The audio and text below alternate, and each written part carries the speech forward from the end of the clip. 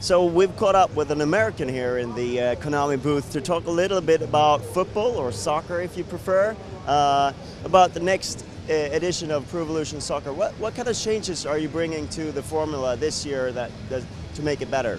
Sure, we're bringing a lot of changes, just to say up front. We're going back to the basics though on a lot of parts of the game.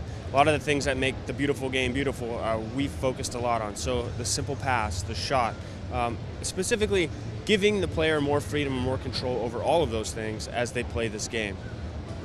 So I think that's something that the Pro Evolution Soccer has always been about, sort of the touch, the depth touch, and the ball physics and all of that. I also saw you're bringing a lot of changes to the goalkeepers this year. Could you expand a little bit on what you're doing there? Absolutely. All over the world, we've had feedback over the last year about goalkeepers. How do we improve the keeper? How do we make them more lifelike? And there's a lot that we've done, but I'll sum up into two major things. One is we've improved not only the logic and how they respond to situations, the depth of a shot, the type of shot, and also the actual motions that they do once they make that logical decision. You're going to see those motions and movements of them improved, more varied. From the video we just presented, you're going to see a lot more uses of their body. It's not just about jumping and batting the ball away or catching it. You're seeing them use other parts of their body as needed based on the reaction time they have to respond to a shot coming inbound on the goal. So I think really the logic is the number one thing that people will be excited about, but I think second, just the varied movements that they have. Another thing that seems like an area that you wanted to do is to give the star players even more sort of personal expressions, how they use their specific dribbles and things like that. How wide is that? Is it just a few star players, or how many players can we expect to be sort of feel genuinely unique in the game? So we'll announce like the totals later on, but what we're like you said, what we're trying to do is take not just a facial expression. You know, Konami started doing that years ago, and we're still doing it, but we're adding more layers to that. So for example, you're going to see their faces recreated lifelike, but we're not stopping there. It's about their movements, how they run, how they shoot. You might have seen in some of the videos we produced thus far, that's been a big part of this, what we're calling player ID. But we're not stopping there. You know, different players have celebrations. You know, Neymar's a good example of how he is very flashy and the things that he does when he's on field. You'll see that in our trailer as well. But we want to recreate what makes these players who they are and why we love them in real life, and take that into the game as well. I thought it was nice to see that it's not just the offensive players, because we all know the moves of Messi or Ronaldo. It's easy to sort of get that in the game and then be done with it, but actually also the defensive players, they have special moves, and even goalkeepers can have special things that they're doing.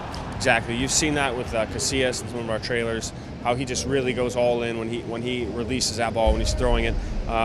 You also see players like Puyol and Sergio Ramos. So when you come up on those players, it's not, you know, this player ID is not just about flashy attackers. It's about guys who make their living on defense as well. Like they're forces to be reckoned with, and you're also going to see that as we recreate them in the game. I thought that it almost sounded like you're adding a little bit of an RPG feel to the Master League system with sort of items that can boost and things like that this year.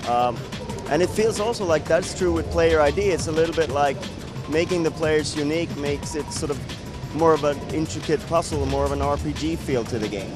I don't know if I'd go as far as RPG, but with Master League and online, we definitely wanted to add some depth to that, so that it's adding more that you can do as you play through Master League, and it's not, you know, the same thing. In terms of the player ID, I don't think the goal was ever to make it more RPG, but we want you to be able to control these guys and their total being, you know, their looks, their mannerisms as you play the game. So RPG, I don't know if that's the intent, but I could see where you're coming from with that.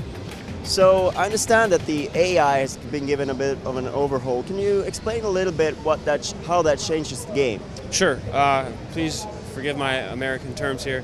If you remember active AI last year we talked about was the ability of your defensives, focus a lot on the defense, and the back line was shifting as a unit more cohesively. But what we're seeing this year is it's not just about shifting as a back line north and south on the field. You're seeing them go east and west, reacting to how the attack is developed and where the ball actually is on the pitch at the time.